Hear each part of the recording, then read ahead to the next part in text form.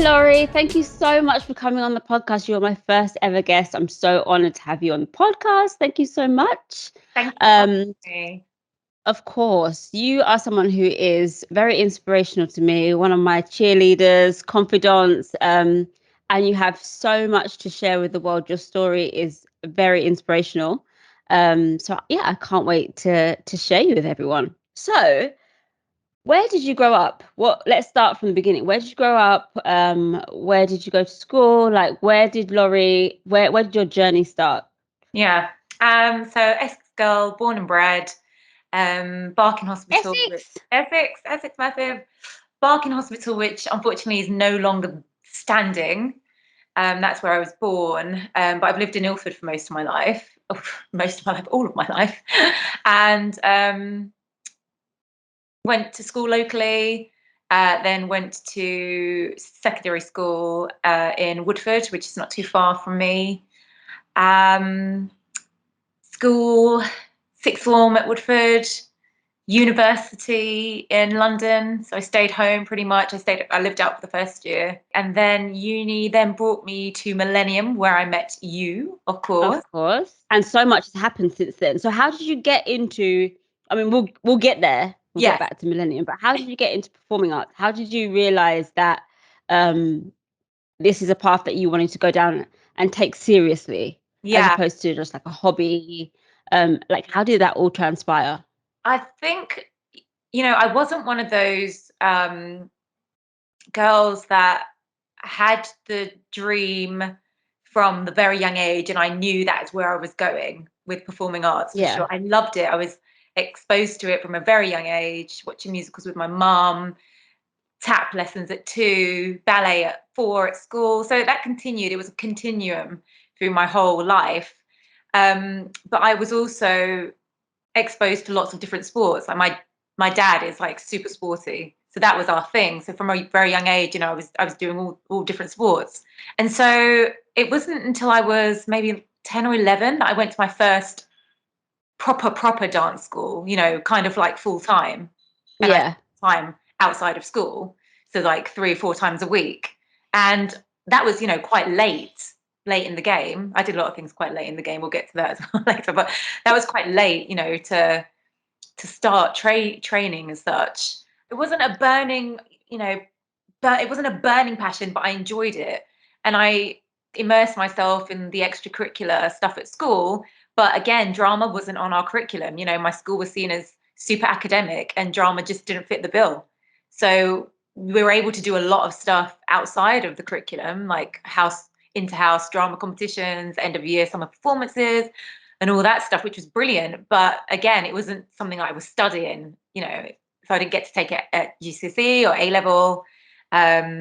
So, I left school with an academic mentality. I was going to uni, and I was, the performing arts wasn't even on the arena. But I think from a young age, my parents realized I had a creative streak, and sports and performing were 2 big strands. And even when I was like finding a course for university, it had to be something that was going to, either allow me to work in the sporting or, performing or creative industry, and physiotherapy at the time fit that bill.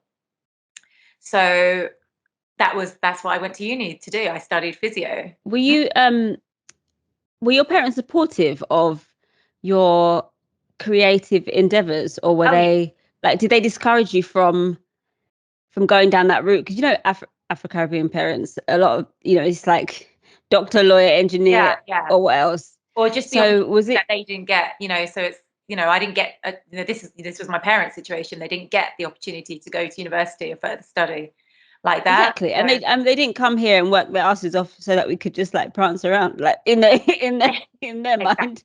Exactly. So you kind of feel that responsibility to do something.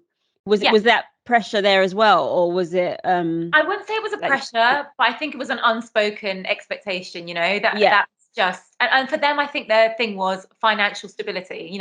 We want you in a career or, a job avenue that is going to keep you financially stable and independent.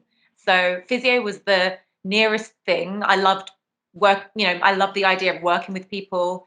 For me, I thought I would go into a sports industry. I could then work with dancers or athletes. And that was a big draw for me. And I loved my physio training. I loved it. But did I love it more because I was so immersed in performing at university? Right. So that's how you got your fix. That was my life at uni. That was my social life. That was my, my everything life. I didn't join any sports teams because we had all our practices on Wednesday and we just had back-to-back classes. I basically lived at our student union building with my group of girls and guys that we just used to dance with. And, I think that's been a thread through my whole life. I think why I did well at school academically was because I had a really strong extracurricular life of sports and dance and singing.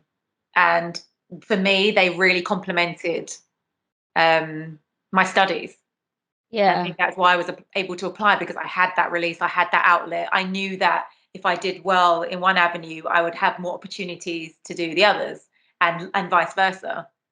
And I guess it wasn't until I got to uni and started being able to perform, and dance and train and on a daily basis. And then it wasn't until maybe, the end of the first year, I thought, I kind of want to do this full time. Yeah. But yeah, it was definitely at uni where I thought, oh, I feel like I wanted. It's like life was slowly like giving you a taster and like pushing you, nudging you into that direction slowly but surely. Yeah.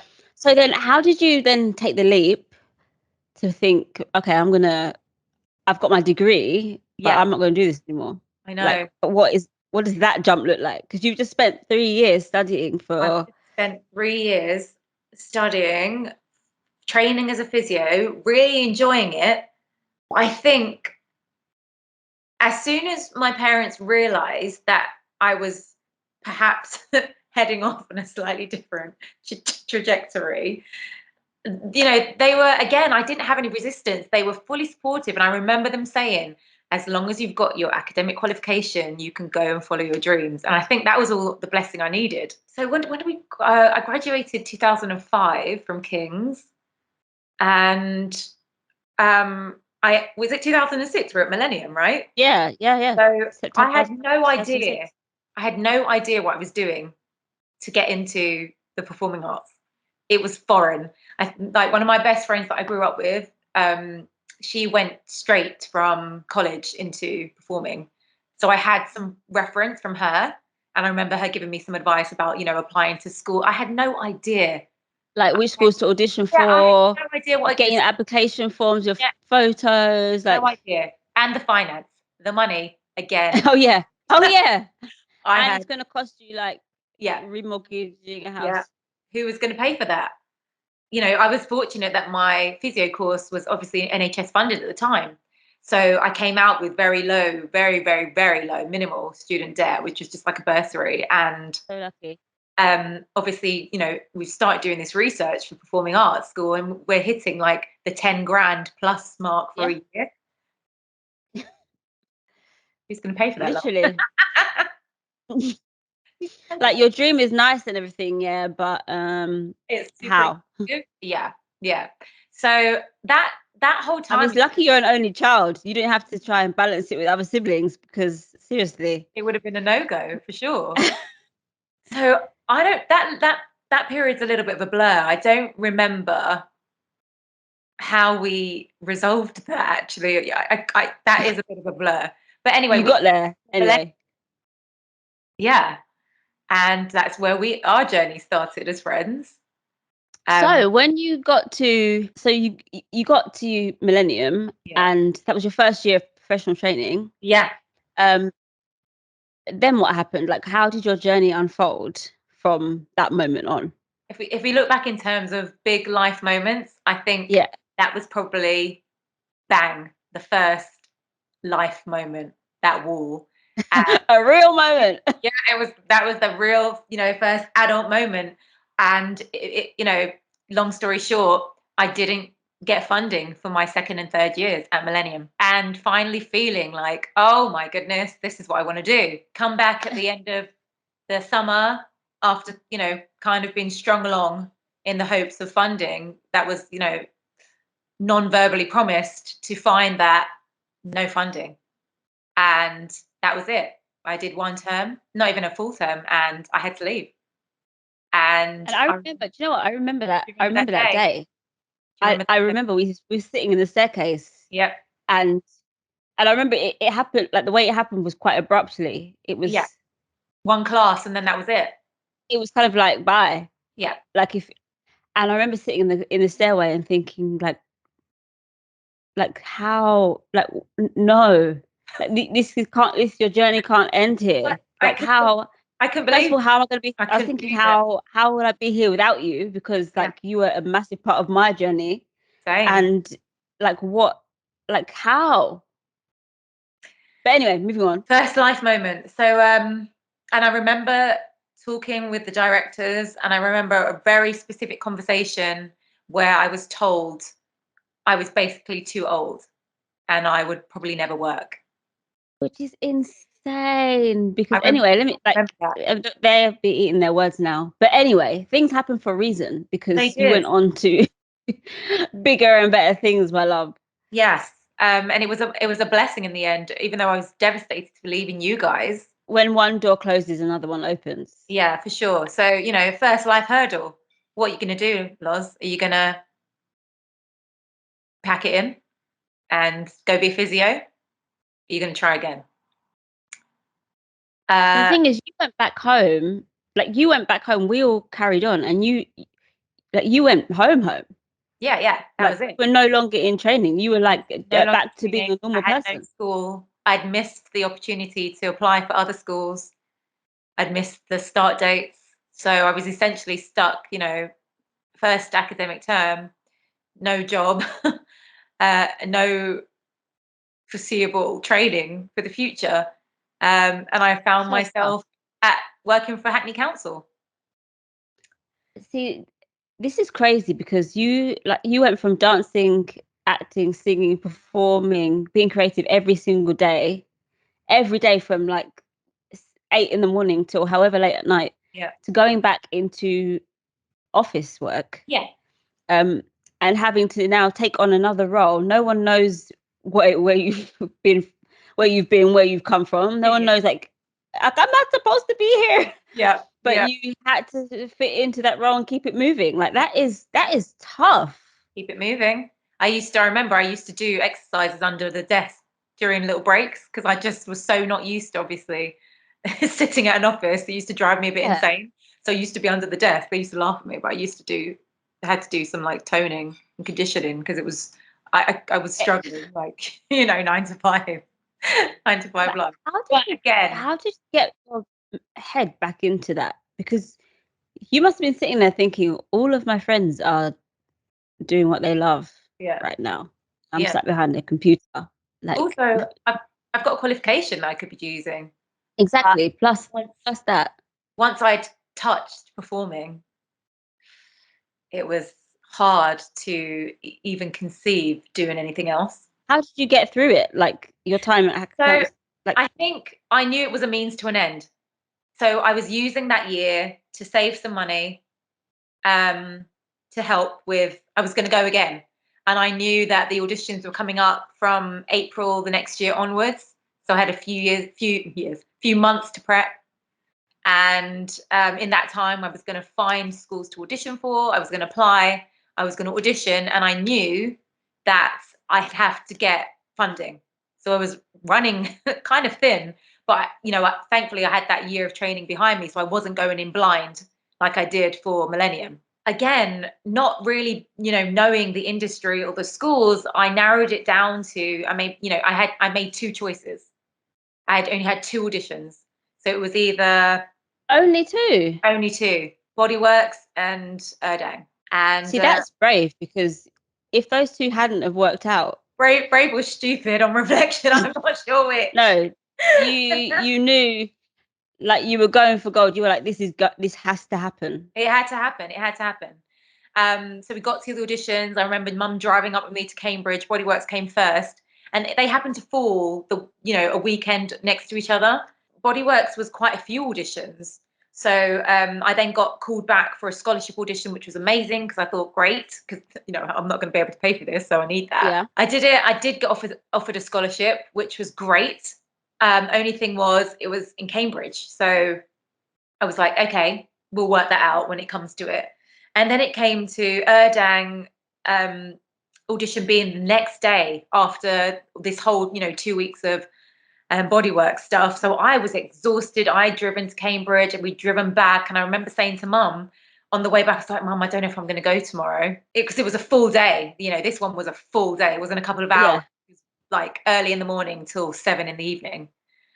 And I just thought, oh God, I'm so exhausted. And we got back and it must have just been, a little bit still of adrenaline and, excitement. But something told me I had to go. And it was the best decision I had made. I remember going through that day and thinking, this is where I fit. You knew instantly. Yeah. Like, just had a feeling. Yeah. I remember thinking, this is it. This is where I want to be. You just felt it. It was hard, but it felt right. And I then got recalled that day for a little interview. So they did like a pre-interview for like funding and awards.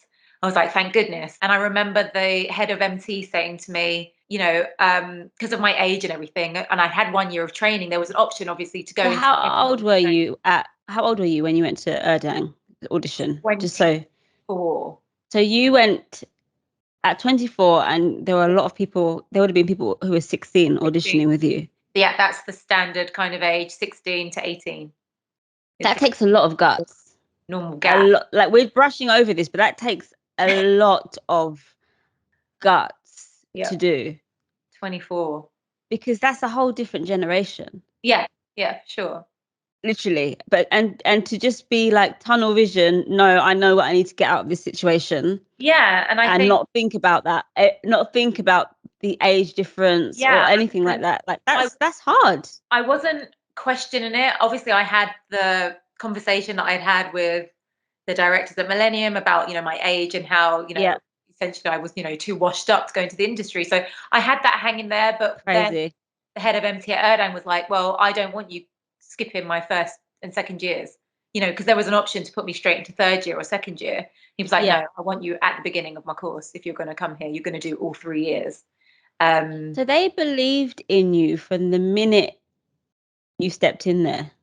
I guess from the audition, they believed in you. From coming from people who, an institution that was washing their hands off you, to go somewhere that believed in you from the minute you stepped in. That's incredible. That was a good feeling because I then felt, gosh, I'm not just maybe I do have something to offer here. But I had another hurdle. We had another hurdle, Joe. Of course, another life hurdle came down. Yeah.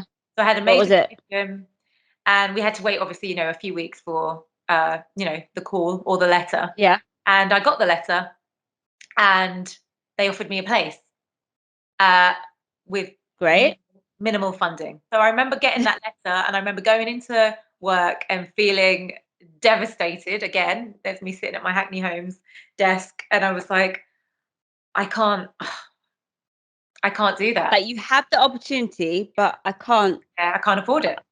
I have to have the funds to go through with it. No, I can't afford it. So I remember writing back to them and saying, thank you so much for the opportunity. I'm heartbroken that I'm going to have to refuse my place because I can't afford it. And then think maybe, I don't know if it was a few days or a week. So hang on, you wrote that. What were you expecting when you sent?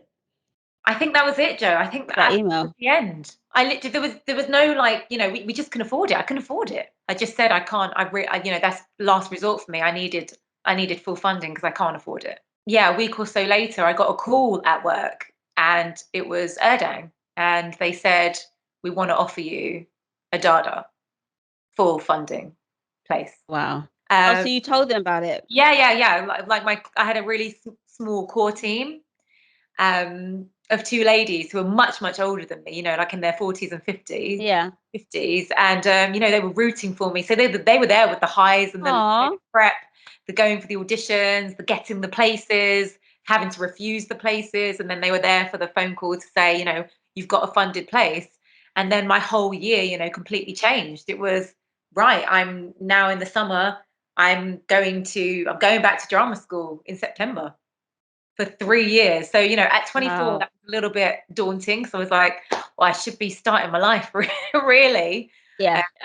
You're thinking, by the time I finish this, I'll be 26. And at 26, I had other plans. 27. Wow. 3 years off 30 is quite, traditionally it's late to be starting. Like, it takes a lot of courage to step into a space and just know that this is what is needed for me. Yeah. So I'm just going to ignore all the noise, ignore everything else, and just commit and be confident. Because you must have people asking you, like, what were you doing before? Like, how come you're coming when you're at this age? Or so I've got up being 24, and most people in my class are not most. We were kind of spread out, but there's a lot of 16-year-olds. But when you were there, you must have been like, these are children. Yeah, because a lot of them moved away from home. They were away from their families. A lot were up north. From up north, and all over the country. So incredibly brave on their part. But it kind of speaks to the mental fortitude you need in that training environment. It's tough. That level of criticism every single day. That's relentless for the whole time that you're training. There are times of praise, which is great, but you're finding yourself, you're growing, you're learning. At 16, you're not there yet, and to have that level of scrutiny every single day from 8 till 6 that's tough. It's tough. So you did your training at Urdang, and what happened after that? So Urdang, another 3 best years of my life. Incredible. There was not a morning that I did not enjoy waking up to go train. So yeah, great 3 years. Slightly rocky towards the end. That's another story. But basically, I was again fortunate to land my first job before we graduated, and I was off to make my musical theatre debut in Legally Blonde. I think we're just brushing past the fact that you just went, after everything you went through, you got a job like before you graduated. Yeah. Like, that's wild. Nuts. People wait years and years and years before they get their first gig. Yeah. So that moved again quite quickly, quite nicely into Hairspray again, UK tour. Fantastic. Probably fittest time of my life, just because the show was so demanding physically. But again, another brilliant show. Had a blast on that, and then had a little bit of a break. So another life hurdle comes walloping down. End of Hairspray.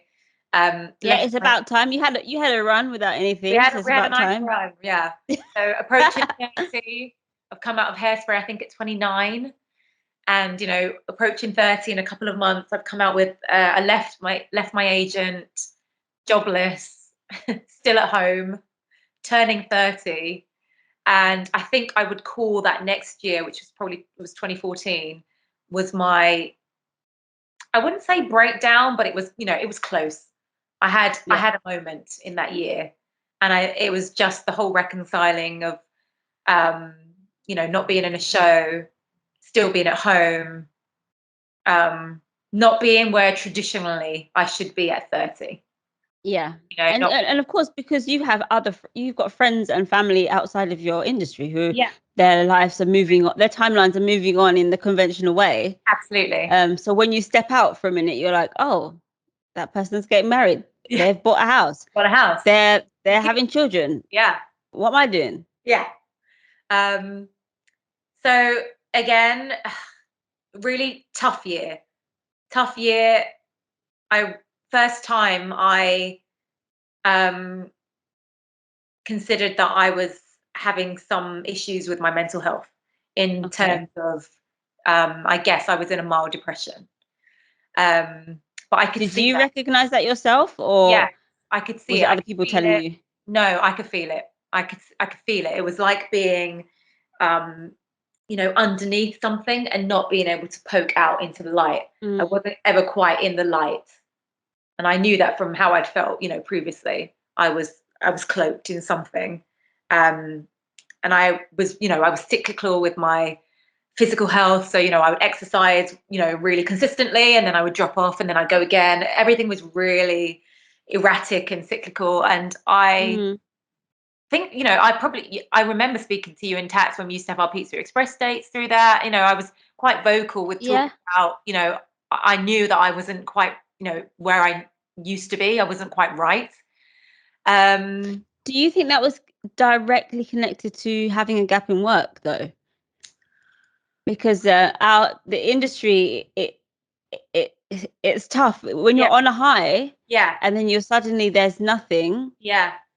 It's difficult to get your head around that because you've lost touch of everything that you are. It's all stability. For sure. Combination of me letting, I guess, again, those conventional pressures affect me.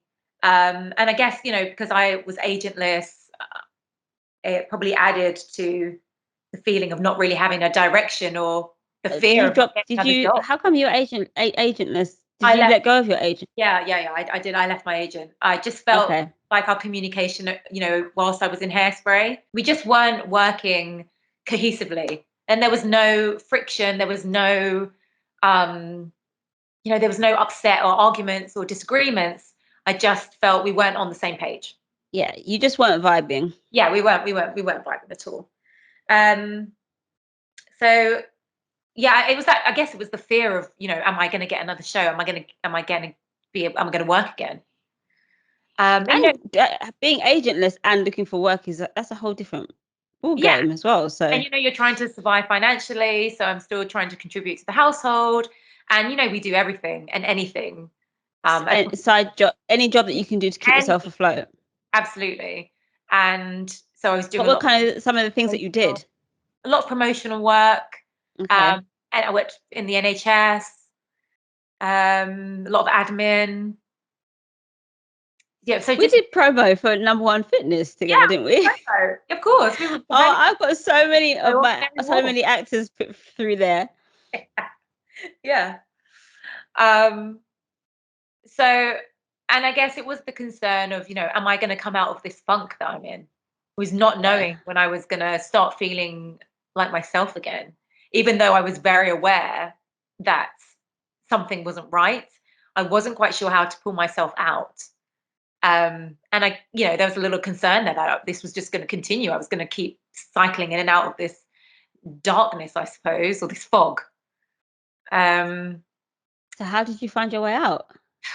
I'm not sure if I found my way out or whether getting a job found my way out. And I got to the end of 2014. We moved into 2015.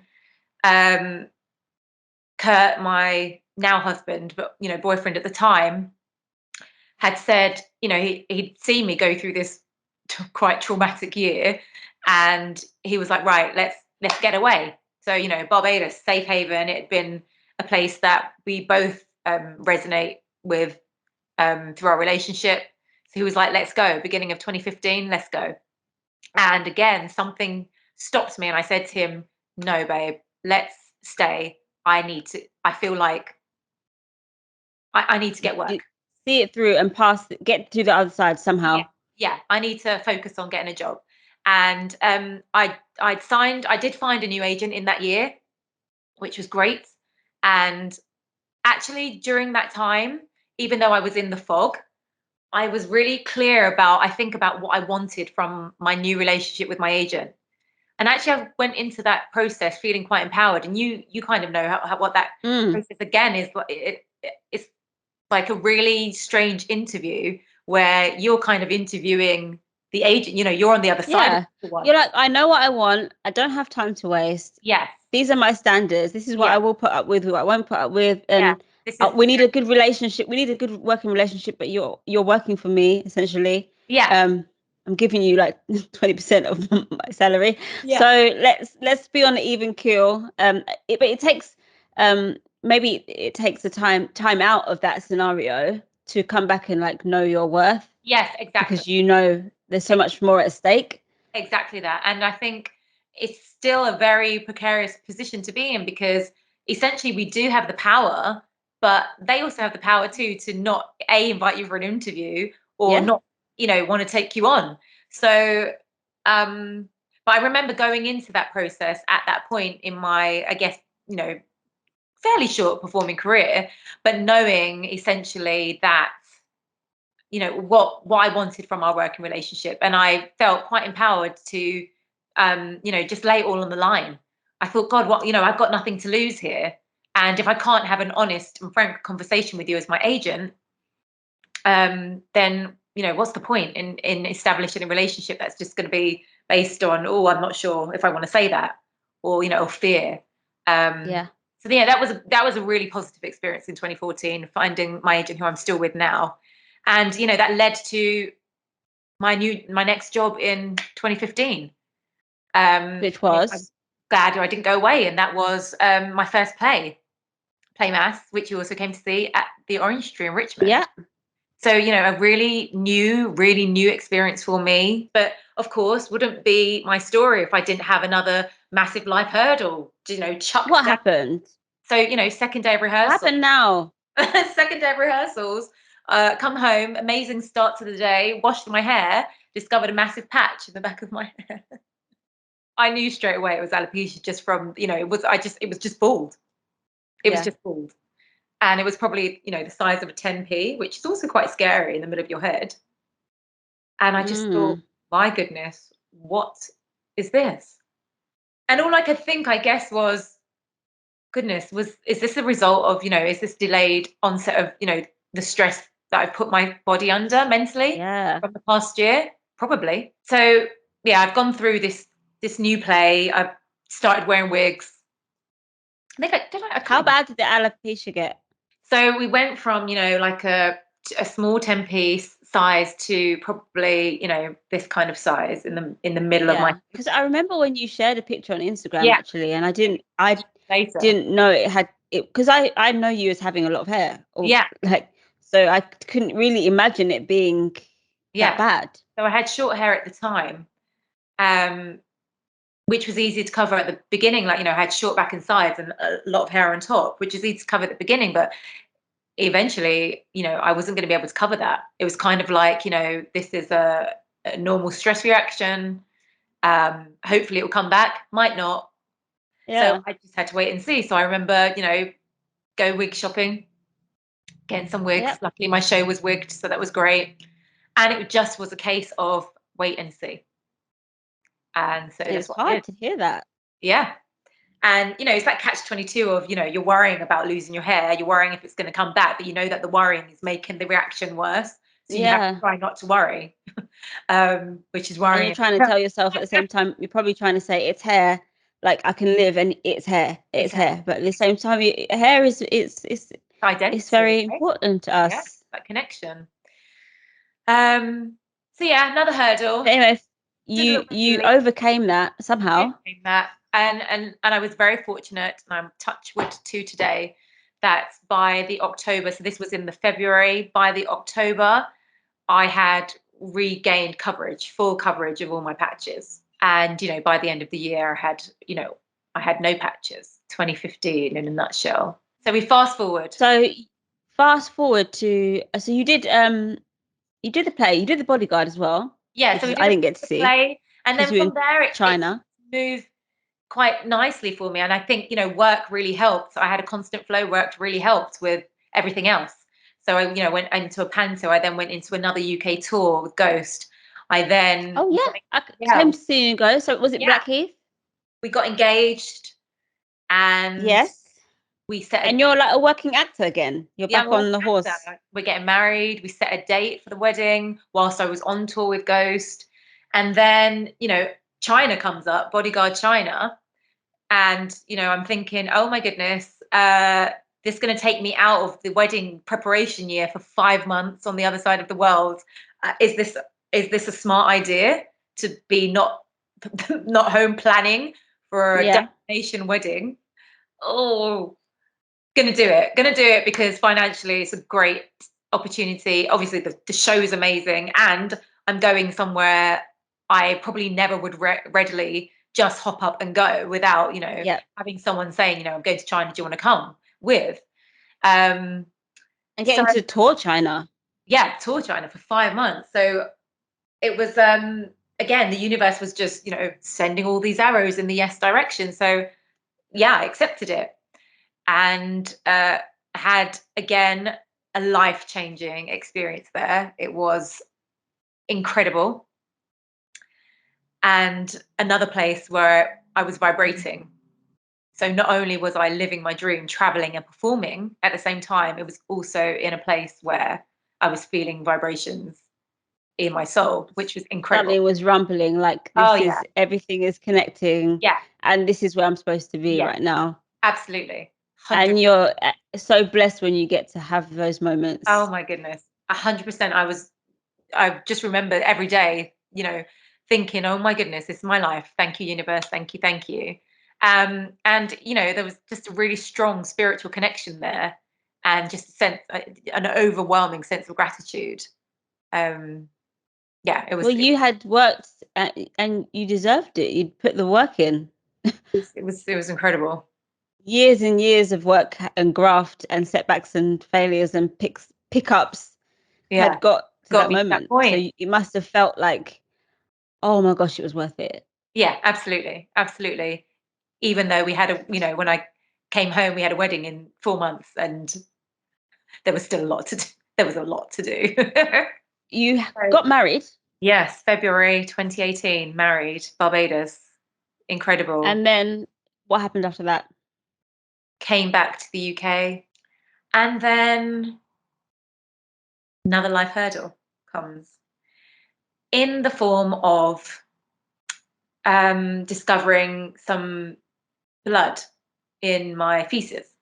So initially it was, I wasn't sure, because I had been spotting a little bit from my period, and I knew that obviously my body had been under quite a lot of stress from the wedding, and sometimes when I travel to hot climates and the time zone changes, it sets off my rhythm for my menstrual period, menstruation. So I had been spotting a little bit, and I initially just thought that's what it was. And I was on the pill also, so I knew that it could have thrown me off a little bit coming down from the wedding.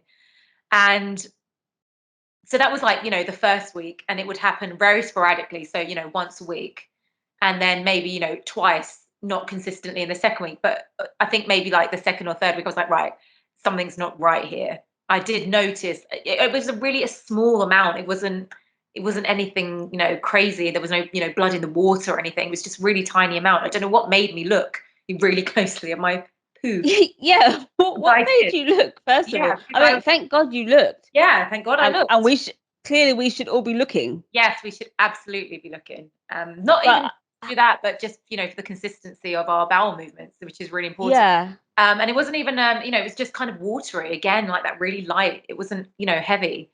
So anyway, I've tried to make an appointment at the doctor, and actually it's taken me a while. It's taken me a few weeks to get an appointment at the doctor. And I remember getting to the point where I had to say to the receptionist on the phone, I remember this conversation. I said to her, look, I've got blood in my poo. It was getting to the point where she was questioning my severity. Do something. Needing an appointment. And I just remember silence after that. She was like, right, okay, let me see what I can do. I was like, it shouldn't have taken me to have to say that on the phone to you. Why was at work? Yeah. And I've just had to shout at you, I've got blood in my poo. So, I've seen my doctor, I've gone for blood tests. She's not happy. I've got some inflammation in my gut that she's not happy with. So she's, no, I'm young. It's not suspected anything serious, could be hemorrhoids, but she's quite persistent. I want to get this fully checked out. So she's booked me for what's called a flexible sigmoidoscopy, and it's literally just a bendy camera that goes up through your rectum and anus and has a look through your intestines. Okay. That appointment isn't for another 2 months, I think. And up until that point, long. Yeah, so quite a fair long wait there. So about 2 months. But up until that point, I've had quite a active time. We've come from the wedding. It's still kind of riding on a high, even though deep in my gut, and this is ironic, I knew something was off. You just had a feeling. I just had a feeling, and I remember saying to my mum, something's not right, when I came back from the doctors. And I've had a crazy June month. I've been working with a theatre and education company that I love working with.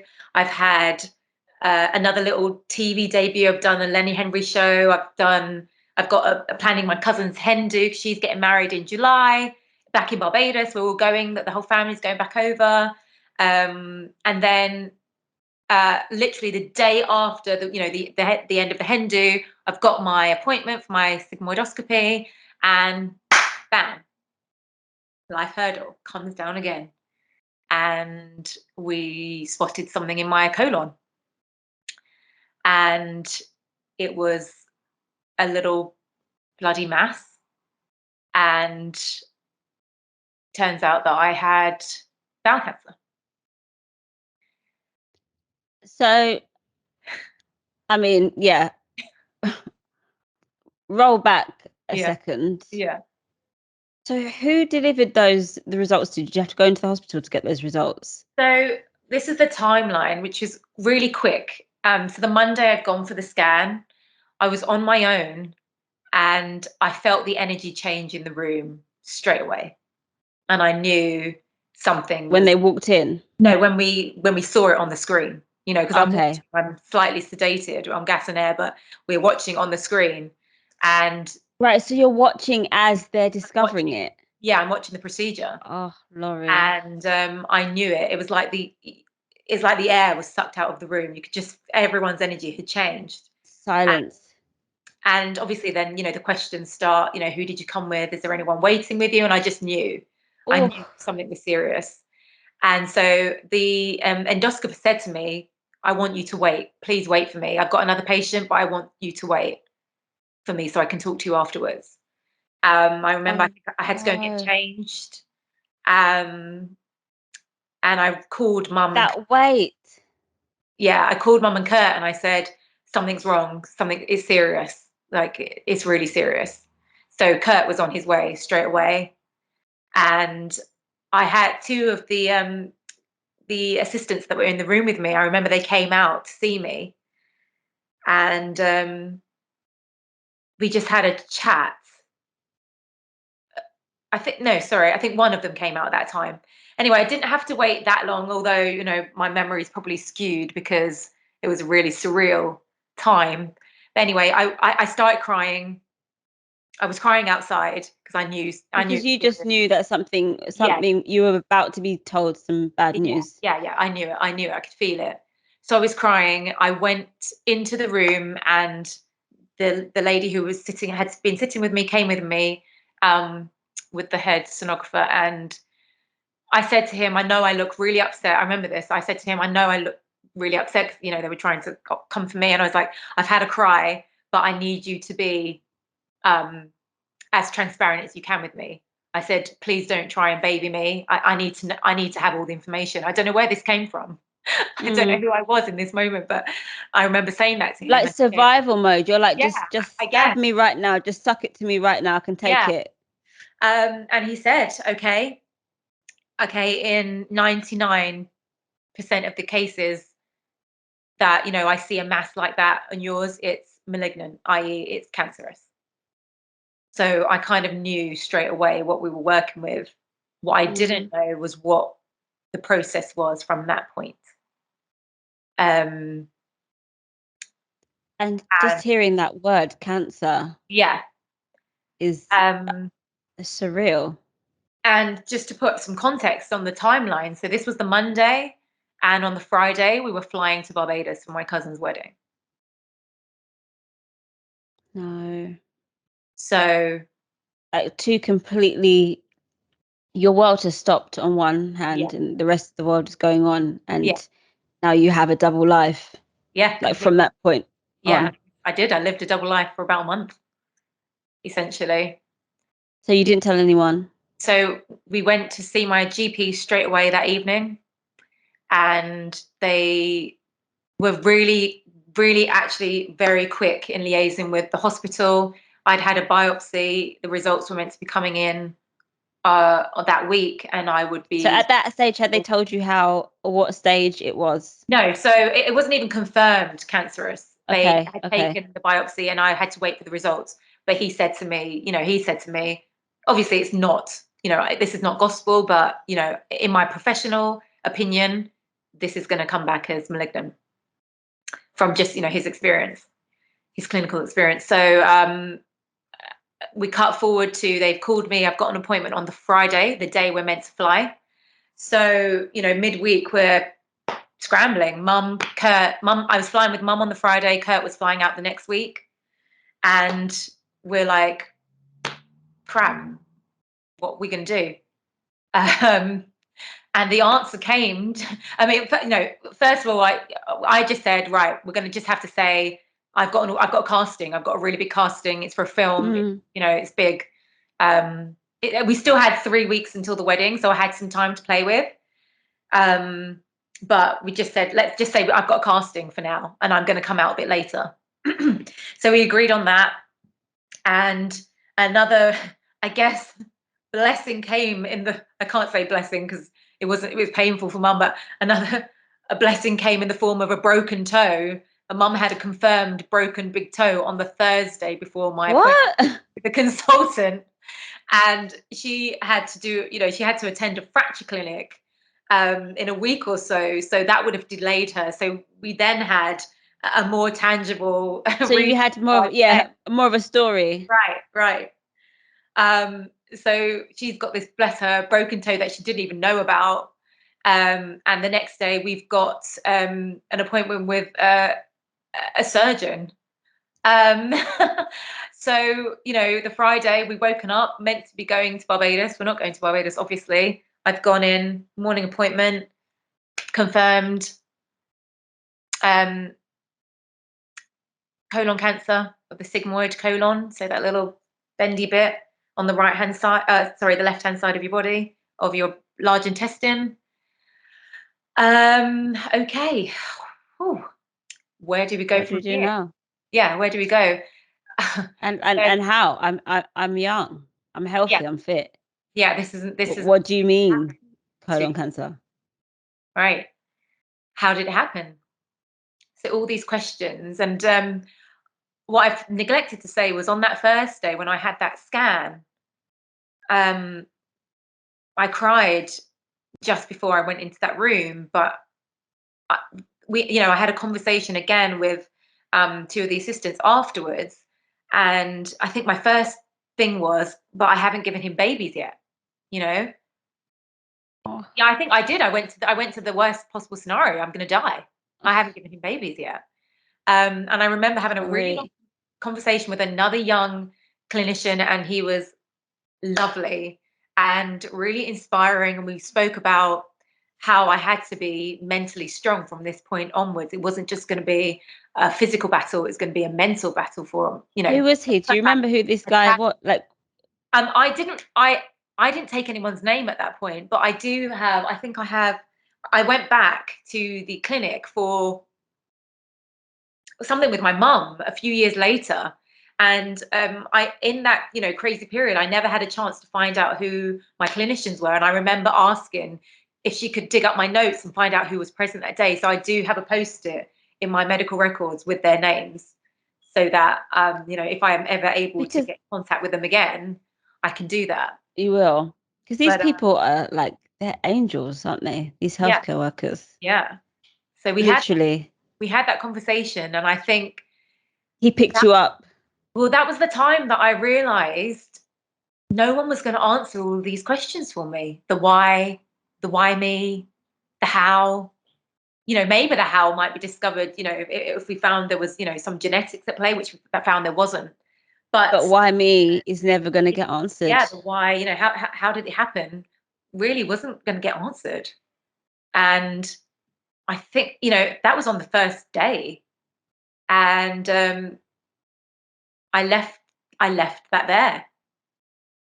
And it was more a case of, right, Oof. what do we do now? How am I going to live? Am I going to live? How am I going to live? It wasn't even am I going to live, it was how am I going to live? So I think did you feel you kind of had to take your head out of that zone of I could die? Because how do you push forward whilst having that in your mind, like simultaneously? How does that work? I can't tell you. To this day, I don't know if I consciously made that switch or whether it was just my brain going into survival mode and it made the decision for me. I think because of my previous experience with that crazy year and the alopecia that followed it, I recognized the power of being in a not so great mental space and how that can have real tangible effects on my body. And even though I hadn't had that clinically proven, it was enough to scare me, I guess, or shock me or awaken me, with whatever term you want to use, to thinking, gosh, when I go into this now, I'm going to have a mental fortitude that's going to have to allow the physical things that are going to take place on my body to take place without interruption. Yeah, I'm going to have to get into a headspace that gives my body space to do what it needs to do. Yeah, and I can say that on reflection now, but I don't know. I guess I slipped into that mode. I think I switched to a very scientific mindset. So it wasn't theoretical as in the sense of, life questioning. It became, right, what's the science saying? Literally, what is the science saying? Medically, what do we need to do? Do you think that helped you rather than spiraling into this emotional turmoil of why has this happened to me? I've just got married. I should be starting my life as a married woman and starting a family. And what have I done to deserve this? And all of those very dark, real questions that which can never just paralyze you. I had them in that first moment. And I also, on that first day when I had the scan, I then realized, gosh, I'm not alone in this. This has happened to countless people. I'm not special, I'm just another human. So like, why not me? Why me? Why not me? Exactly. I mean, we say that so easily, but that it's massive to get to that kind of realization. Yeah, and it happened in moments, and then I never went back there. I left it in that room. I left it in that waiting room.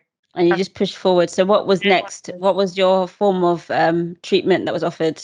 So on that Friday when we were meant to be flying, we let them know, we're meant to be on a plane right now to Barbados. It was quite a joke in the room, which was great. But, like, never love. We're literally meant to be on a flight right now. And so it was, now we're stepping into this new world. I have experience from cancer from watching it from the other side, friends and family, but not being that close. So, I'm not really, I have no idea what the process is now. And you just never think it's going to be you. Yeah, I'm in a new world now, essentially. So, it was laid out that we had to stage it. We had to see where exactly it was. We had to see if it was, excuse me, penetrating my bowel, if it was in other parts of my body, how big it was, how differentiated it was, which is, how evolved it was, how dangerous it was, essentially.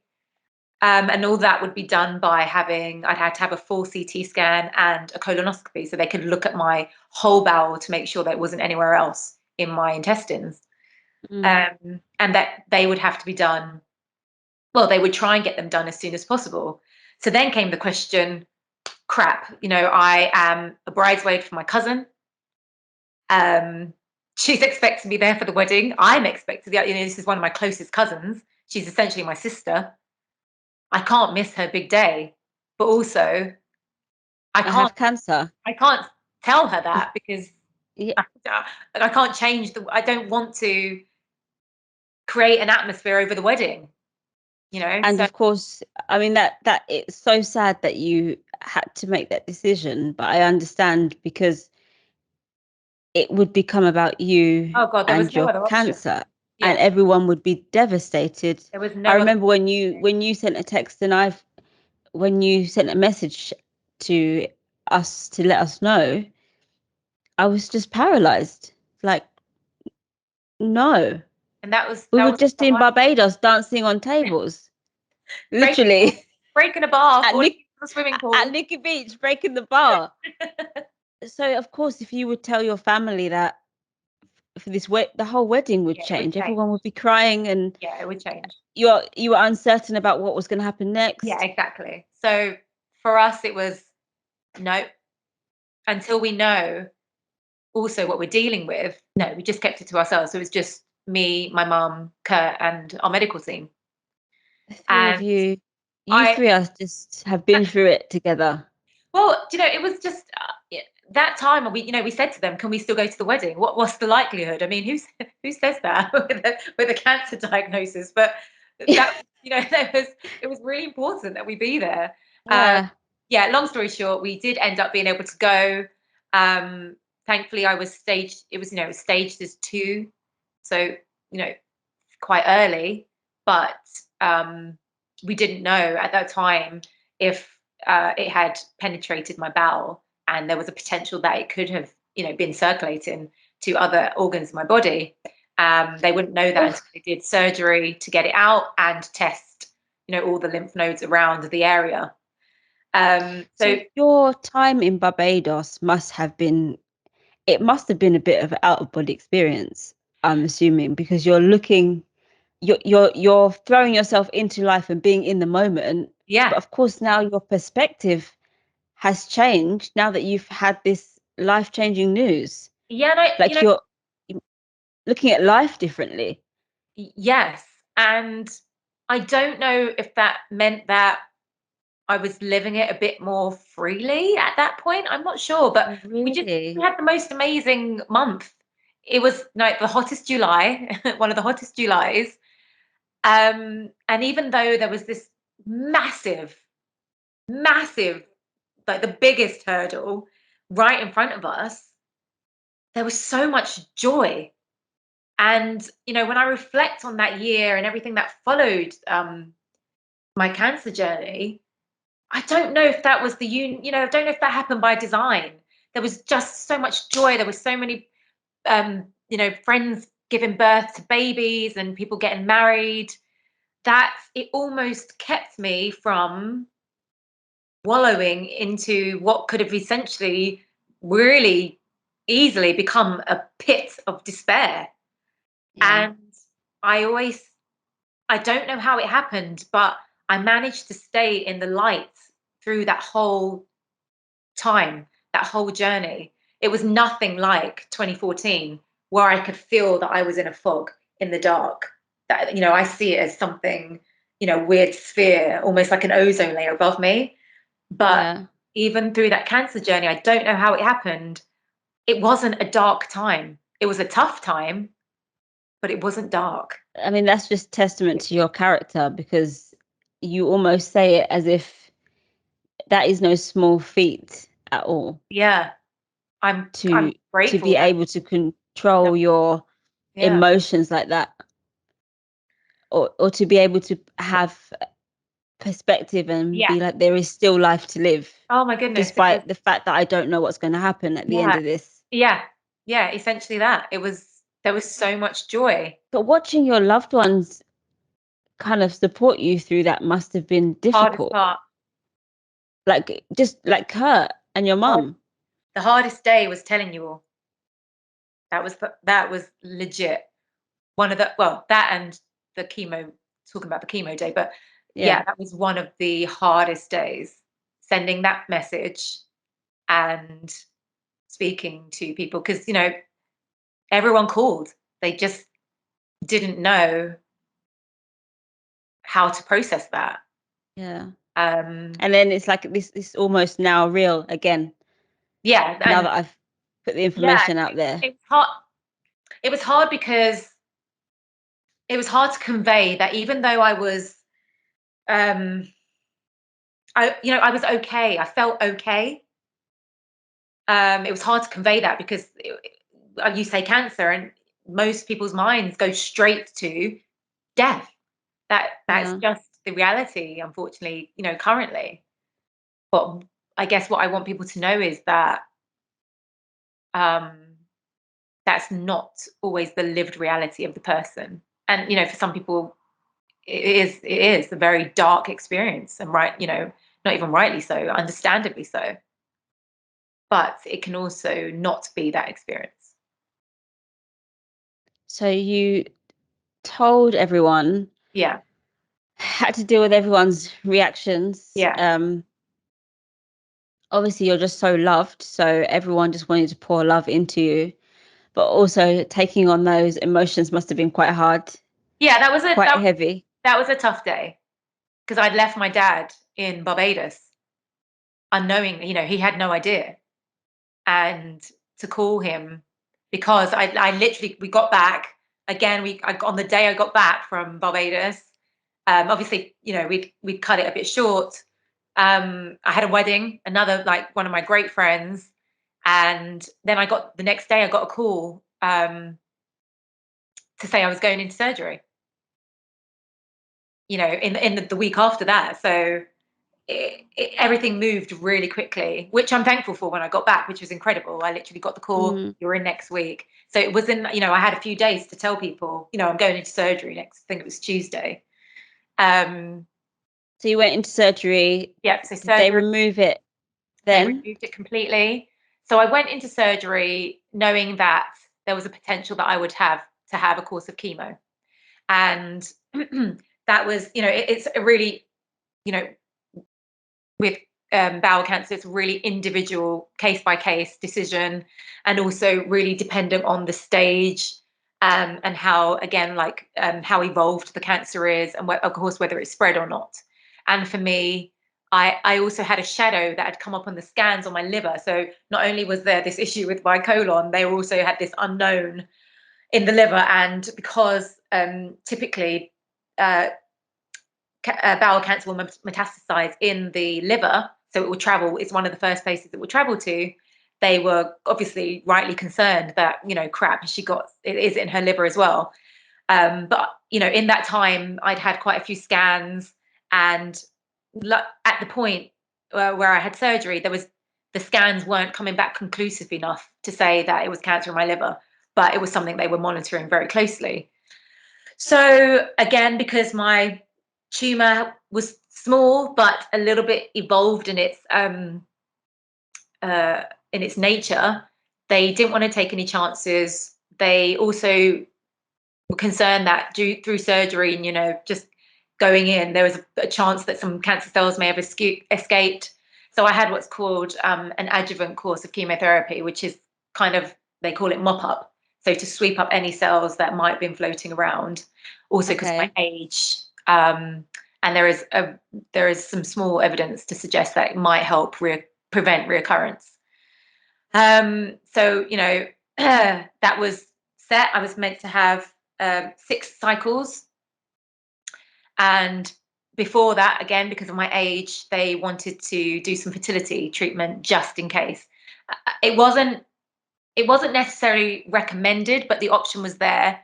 As in to freeze your eggs? Yeah, to freeze our eggs and embryos, just in case there was an issue with my fertility. With my chemo cocktail, it was very low risk compared to some others, but obviously just in case. Yeah. So we just went for it. And it was very, very, very, again, accelerated process, super quick, because obviously we want to start chemo as soon as possible. And so they just froze your eggs, put them in the freezer. Yeah, and you're like, froze eggs, got them in the freezer, move on. Yeah, and that was done. Swollen ovaries for a few days, and then you start chemo in a few weeks. And that literally, I think it was like 2 weeks after. That was it. So how was chemo? To be fair, it was so much better than I had anticipated. I remember, they think the only mid breakdown I had was on the day we were deciding where I was going to have my chemo. And for some reason, I'd become attached to Bart's in central London. And I had this fear of going to one of my local hospitals for some reason. And I think that probably stems from a previous experience, like with my mum there. But that at the time, that was the most overwhelming thing. Not even all the side effects. It was choosing the right place, to have for me, it was more about the experience of it, which seems slightly crazy at the time, because I should really have been focused on just getting the treatment, who's going to give me the right treatment. But it was more about the setting. And obviously when I looked at it more practically, it was better to be closer to the hospital. It was a 20-minute drive versus a 40 to an hour driving into central London and having to find parking, blah blah blah. And so that was more overwhelming than having a line inserted into my arm and all that stuff that came with chemo. But actually, it was much better experience than I had anticipated. So now this cancer jargon terminology is now your life, and you're lying there having chemotherapy. Yeah. And how did you not just have moments where you're like, how did I get here? Yeah, I think they crop up all the time. How did this become? I've just been in China. I've just got married. I've just how did we get here? Because chemo, you're very stagnant as well. It's physical. You're lying there. There's a lot of time to think. A lot of time to think whilst these strong drugs are being put into your body. Yeah. And the side effects. I remember you telling me it was even too hard at the time. You were like, I can't pick up my phone. Yeah. That was sometimes the last few cycles where it was like a cumulative effect, so it would get progressively worse. And I'm kind of lucky that was my main fatigue, was my main side effect, more debilitating side effect. But again, I think I can only say that on reflection, my brain just didn't go there. And I don't know, I still don't know whether it was a protective mechanism, but it was just more focused on, right, what do I need to do next? And I suppose because I felt quite medically supported, I had a medical team at my beck and call, I was monitored weekly, I knew what was coming next. And on reflection, it's only when you come out of that, out of chemo, out of constant monitoring, that your brain then goes into a slight, oh, right, okay. How you feel a bit more on your own now. Yeah. The anomaly then switched to my liver, because they still weren't sure what was going on with my liver at the time. But the liver, there was no change. It wasn't responding to chemo. Nothing was happening. So we're getting towards more and more that unlikely that it is anything to do with my cancer, but we still need to know what's going on. So we got to the end of chemo, relief, but still got liver hanging overhead. So the only way we're going to know is if we biopsy, which was quite risky in my case because of where the shadow was looming. It was on a really massive blood vessel network, so quite risky. But now that there was lesser chance that it was cancerous, and I'd had another really specific ultrasound on it, they were a little bit more confident going in. Did the biopsy, thankfully came back non-malignant. So nothing to do with my cancer. But all of those times when you're waiting for results, it's just, it must be. We call it scanxiety. Scanxiety to the max. Yeah. You've just got over one hurdle, but it's don't celebrate yet, because we could go all the way back from here. So I wasn't out of the woods really. I still had, because I had missed my smear of chemo, so I had to do that afterwards, and that came back abnormal. So then I had to go for a colposcopy, which is quite more invasive. The camera. Oh, I've had one of those. Yeah, and then a cervical biopsy again. So I've got another scanxiety coming on here because I'm still waiting for results of that. But thankfully, I think we got to a point. I think it was September, and I had another colonoscopy, and it was finally we had a no evidence of, quite firm no evidence of disease. for a while after chemo.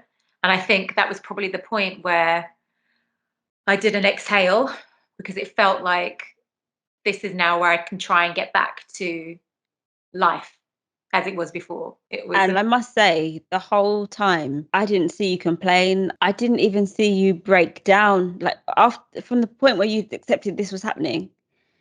I remember seeing you before chemo. I think we went to pizza. Went out for pizza. Yeah. And you were like, "Yeah, guys, like you're not gonna be seeing me for a while." Like, it was like you were just going off on a little retreat. Yeah, literally. It was lockdown practice. Had I known at the time. I remember having to see you and hold back the tears completely. That was really hard. Yeah, I think I still maintain that it's definitely harder for loved ones. Definitely. Because there is that element of, helplessness.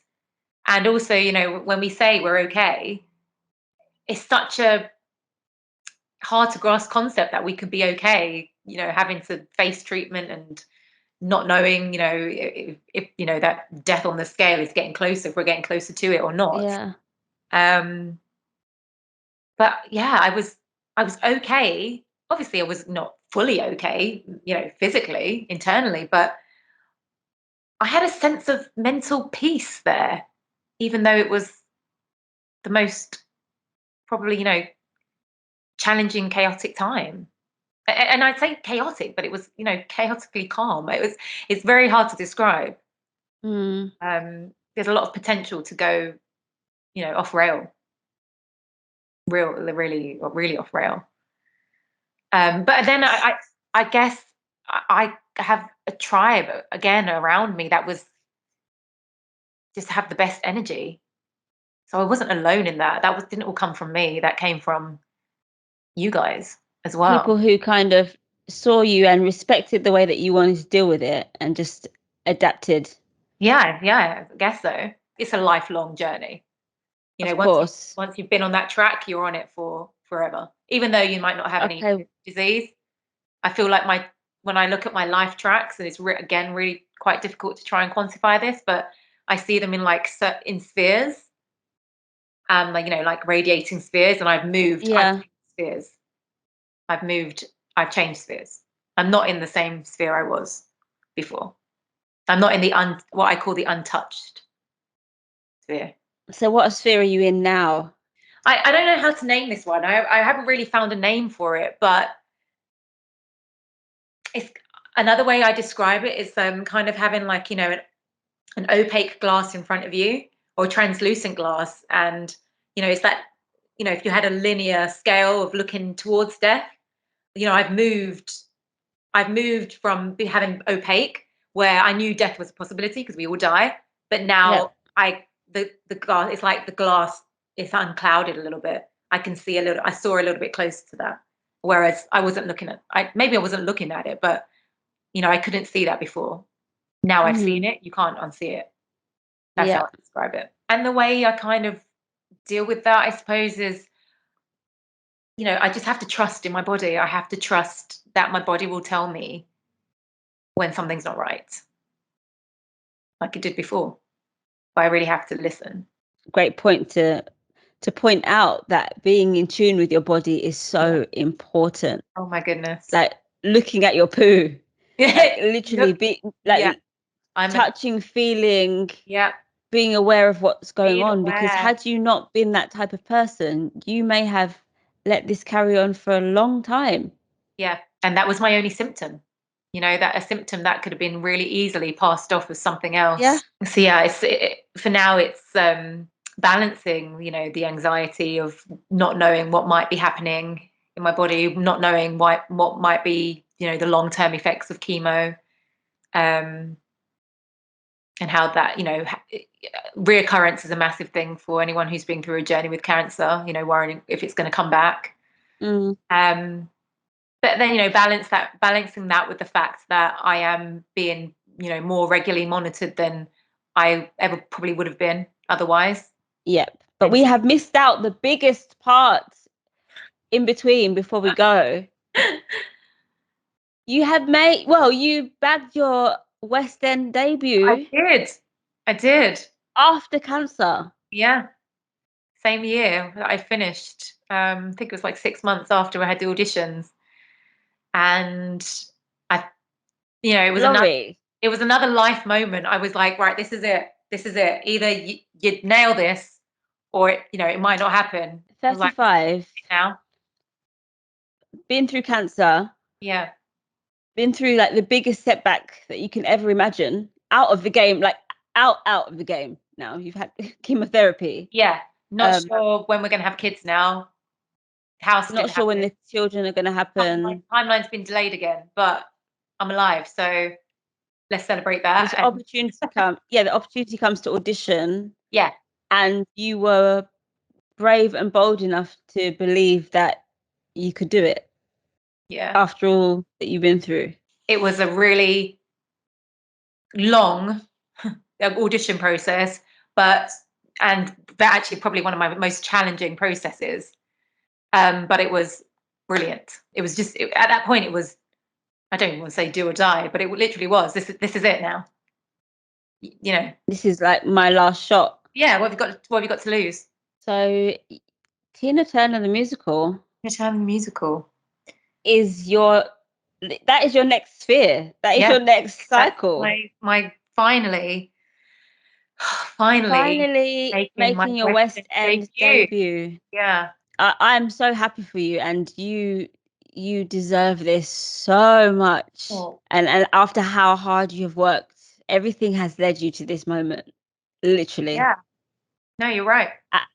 And on that day when you are on the stage on your opening night, we will be screaming and cheering for you and rejoicing and laughing and crying and dancing with you. Thank you. But it's not just me that, I've only got to this point because of the people around me. I really value my friendship and family circle, like my love circle. I couldn't have done that on my own. So I try to give that energy back to you guys. Oh, you do. You are giving us, you are someone who gives everyone around you the energy to keep going. I know your story has inspired so many people who know you and people who are just getting to know you now. And especially within the industry, for the actors, musicians, dancers out there who have been out of work this whole time. Yeah. To know that, like, if you can do it, they can do it too. Yeah, and it's literally. It's about trusting and believing in yourself, but there's that, and then there's being hit with a pandemic and not being able to keep a roof over your head or feed your family, and it's those moments. It's very real. It's very real, very real, very tough. Not having the support, the wider support of your government, I suppose, the infrastructure to support that creativity, essentially being told your career, your vocation, your profession isn't valued.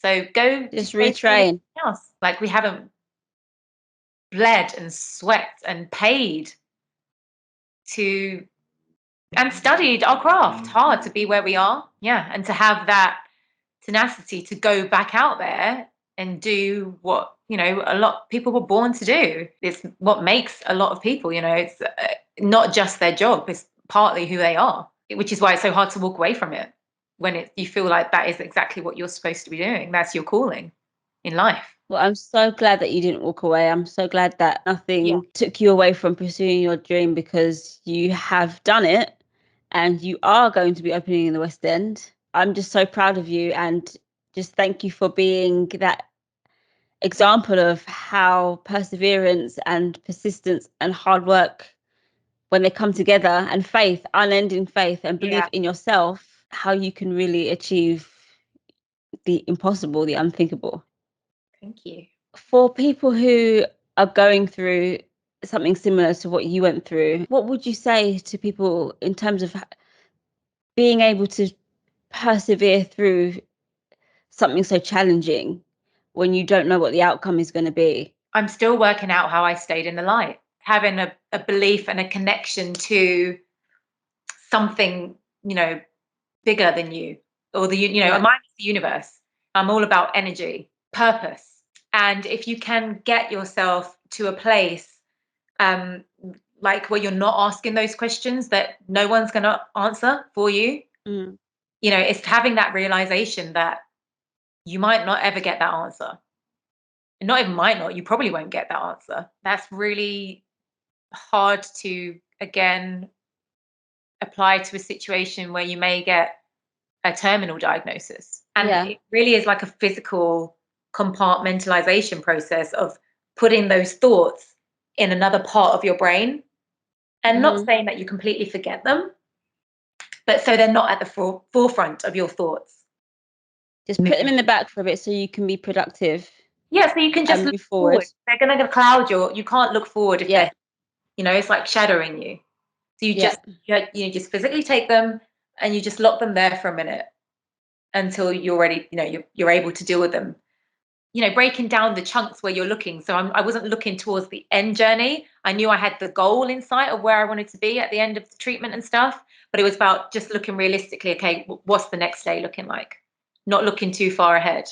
And it doesn't end when, when you get, the no evidence, or what they term the all clear. It doesn't end there. I'm still working now. I probably will be working through that for the rest of my life. But it's given me a different perspective. It's given me a different hunger for life. It's given me a different purpose in terms of how I can help other people. Well, thank you, Lori. Thank you. Thank you for being so open and honest and vulnerable. Yeah, just thank you for always being an inspiration. Same. And just know that your story and your journey is helping other people the more you share it. And I can't wait to see, outside of being a Western star, I can't wait to see what you do with your life. Yeah, I look forward to seeing how it all merges together into what your further purpose in life is. Because I know there's a journey. You're on a journey to somewhere. Yeah, and amazing. I'm trusting the process, and I think that's one of the main things I've learned over the past few years, is to just trust the process. Trust the process. Yeah, and show that gratitude. I'm a true believer. Oh, and I have to say that to you, honestly, as another incredibly strong female influence in my life. It's you guys who give me that courage and that passion and that inspiration to go out there and grab things that we want, but things that are going to help other people's lives. That's a big drive. Trust the process. Literally, that is. I'm going to go to sleep with that mantra. And hope that it sticks in the morning. It's okay. Sometimes it wavers. It'll come back. Thank you so much, Lori. It's been so good to talk to you. And love you so much. You too.